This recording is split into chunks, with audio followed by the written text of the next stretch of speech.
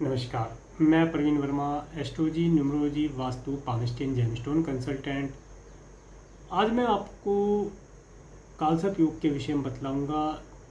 1 से लेकर के 6 तक के जो कालसर्प योग होते हैं उनके नाम और उनसे होने वाले प्रभाव के विषय में इससे पहले वाले वीडियो में मैंने आप लोगों को बताया, और अब इस वीडियो में मैं आपको 7 से लेकर के 12 तक के जो कालसर्प योग बनते हैं उनके नाम के विषय में जानकारी दूंगा, और इसके साथ साथ उनके क्या क्या इफ़ेक्ट हमारे जीवन पर पड़ते हैं उनके विषय में बतलाऊंगा। और इस वीडियो के लास्ट में मैं आपको कालसर्प योग से बचने के लिए या कालसर्प योग के निवारण के या उससे प्राप्त होने वाले कष्टों के निवारण के लिए एक उपाय बतलाऊंगा। यदि आप यह उपाय करते हैं तो आपको कालसर्प योग से बचने में या उससे प्राप्त होने वाले कष्टों में काफ़ी हद तक कमी आ सकती है। तो आइए चलिए देखते हैं। 7वें नंबर का जो कालसर्प योग होता है, अगर 7th हाउस में राहु ग्रह हो और 1st हाउस में केतु ग्रह हो तो उसे तक्षक कालसर्प योग कहते हैं। तक्षक कालसर्प योग जिसकी कुंडली में होता है उस व्यक्ति को पति या पत्नी के सुख में कमी होती है, पैतृक सुख संपत्ति नष्ट हो जाती है, किसी भी कारण से उनकी पैतृक संपत्ति नष्ट हो जाती है, बार बार जेल की यात्रा करनी पड़ सकती है। इसके साथ ही अगर 8th हाउस में राहु हो और 2nd हाउस में केतु हो तो कर्कोटक नामक कालसर्प योग बनता है। जिनकी कुंडली में कर्कोटक नामक कालसर्प योग होता है उन व्यक्तियों को बीमारियों का लगा रहना, एक बीमारी जाती है दूसरी बीमारी तुरंत आ जाती है, बीमारियां उनका पीछा नहीं छोड़ती है, नौकरी या व्यापार में उन्हें परेशानियों का सामना करना पड़ता रहता है, उनके जीवन में अप एंड डाउन व्यापार के और नौकरी के क्षेत्र में बहुत तेजी से चलता है, और पैतृक संपत्ति न मिलना, भाग्य कमजोर होना, किसी प्रकार से उनकी पैतृक संपत्ति उन्हें प्राप्त नहीं हो पाती और उनका भाग्य उन्हें साथ देता हुआ नहीं दिखाई देता है। जिन लोगों की कुंडली में 9th हाउस में राहु हो और 3rd हाउस में केतु हो तो उनकी कुंडली में शंखचूड़ नामक कालसर्प योग बनता है। जिन लोगों की कुंडली में शंखचूड़ नामक कालसर्प योग बनता है उनके व्यवसाय में उतार चढ़ाव बहुत अधिक मात्रा में देखा जाता है, उनका स्वास्थ्य भी ठीक नहीं रहता, उन्हें कोई ना कोई परेशानी, किसी न किसी प्रकार का कोई ना कोई रोग लगा रहता है।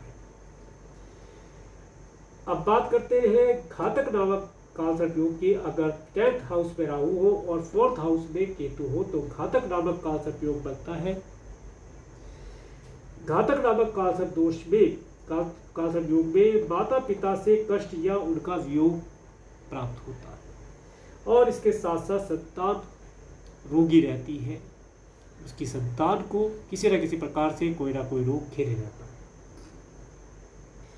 जिन व्यक्तियों की कुंडली में 11th हाउस में राहु और 5th हाउस में केतु हो तो वह विष्ठर नामक कालसर्प योग का निर्माण होता है। विष्ठर नामक कालसर्प योग भाइयों से विवाद करा देता है, घर से दूर पहुंचा देता है, हृदय रोगी बना देता है और शरीर को कमजोर कर देता है। इसके बाद 12th हाउस में यदि राहु हो और 6th हाउस में यदि केतु हो तो शेषनाग नामक कालसर्प योग बनता है। शेषनाग नामक कालसर्प योग स्वास्थ्य ठीक नहीं रहता, आंख से संबंधित कोई ना कोई परेशानी लगी रहती है, शत्रुओं से कष्टों का सामना करना पड़ता है और न्यायालय के चक्कर लगाने पड़ते हैं।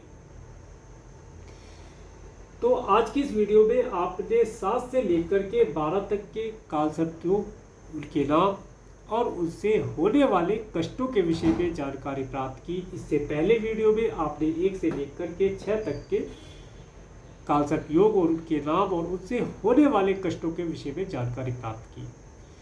ये जो मैंने चीज़ें आपको बताई, ये सब चीज़ें केवल और केवल राहु और केतु के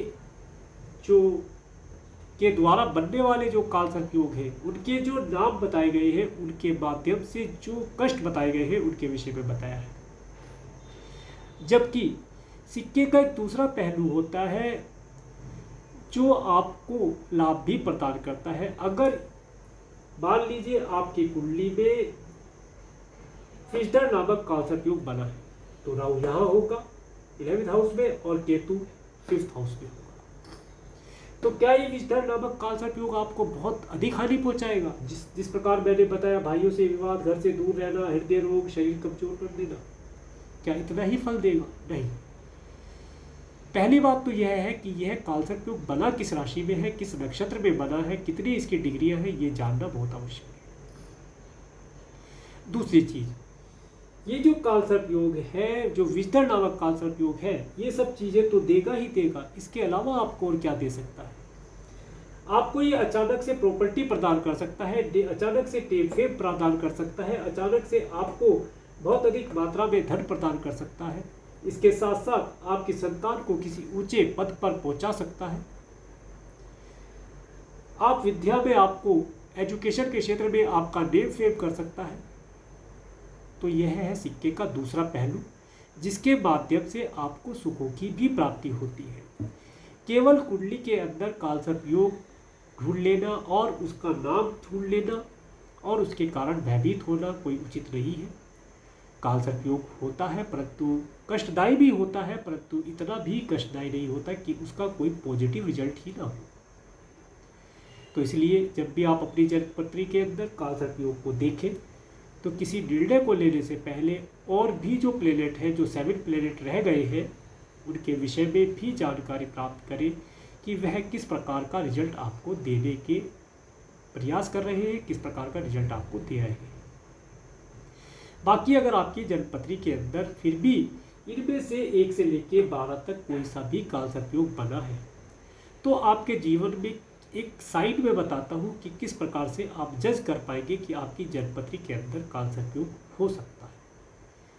अगर आपके प्रत्येक कार्य को